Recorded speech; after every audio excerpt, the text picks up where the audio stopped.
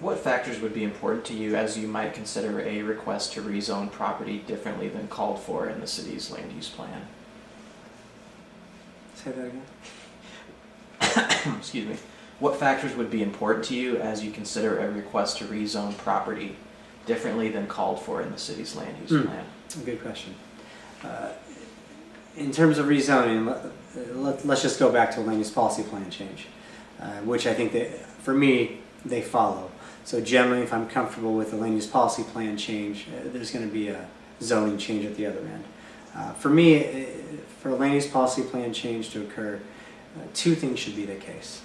One is that there is some opportunity that was probably unforeseen and is just too amazing of an opportunity to let go. That if there are a lot of jobs, if there's a great amount of investment that we could never see anywhere else in this community and no one would have ever anticipated, I think that's one good reason to make a change. I still think it needs to be balanced on the interests of all those involved, not those who can own land or who develop land or who build buildings, but those who live in those buildings for the better parts of their lives. But as long as we're considering those people, sometimes I think I'm comfortable with making a change on a new opportunity. The other piece is that it's something we didn't see. Maybe the opportunity isn't that big, but no one thought it through. Like before I was on council, there was no government land study. So when the property that had been governmental property across from the Ames Middle School went up for sale, and Iowa State University auctioned that land to Hunt Circuit Development, there was no use for that land outlined in the land use policy plan. That's a situation where something needs to happen. We need to make a choice. And we've alleviated that problem by the previous council was aggressive on creating a government land study, so we do have a use in case that happens again now, and there's more predictability in the plan now as a result. But that's a good example of a question no one thought of, or at least with all the other questions, they forgot to answer it. So those are the two reasons I would change the plan, or I think it's appropriate to change the plan. When an existing commercial entity sitting adjacent to a residential neighborhood desires to expand into the residential neighborhood and is facing opposition from residents, what factors are you likely to consider before voting on the zoning change request? And this question has no bearing on anything that's ever happened in our community, I assume. The factors are what I just outlined. Did we ever have this discussion before? Did we ever talk about it? In terms of the McFarland issue, we absolutely talked about it. We talked about it with the 97 plan discussion. We talked about it again later. It had been discussed, and so it wasn't new. It was the same argument we'd already had before I was on council. But if it were some opportunity that I felt was something we could not possibly have occur otherwise, and was unbelievably large in scale, I think the conversation has to be a tough one, and it's something I might support. I didn't believe some more office spaces from tech activities was necessarily fit that criteria. So for me, it wasn't something I was comfortable with, and that would apply in most situations. I think the other piece of that question, though, should be what would be appropriate. Is there anything that would be appropriate? And maybe it's sort of in the question.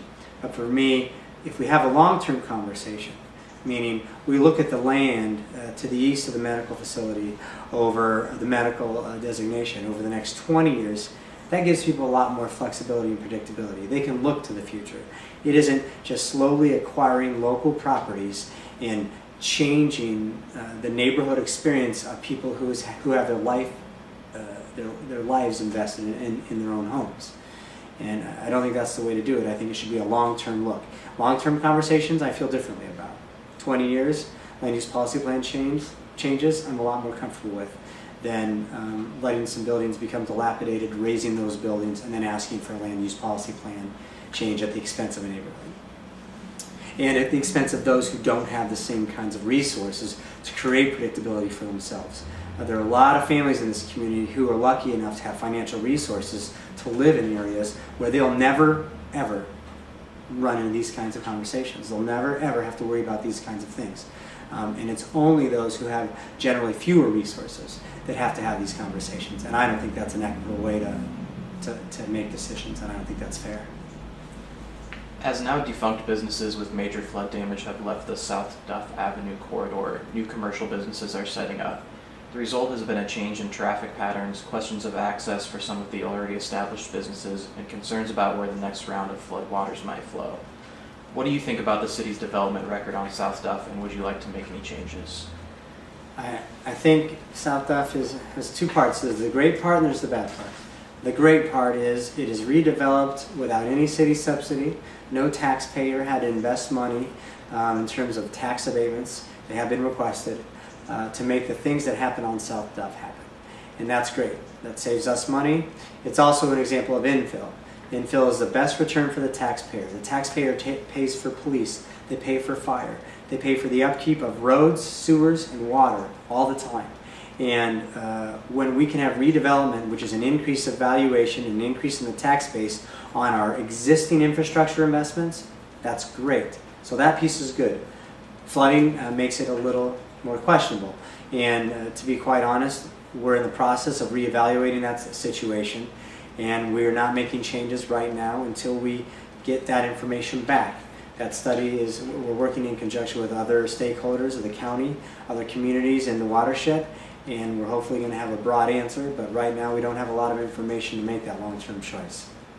Anecdotally, do I have concerns? Yes, but anecdotes aren't any way to make long-term decisions. So until we have real long-term information, I think it's hard to make a change down there.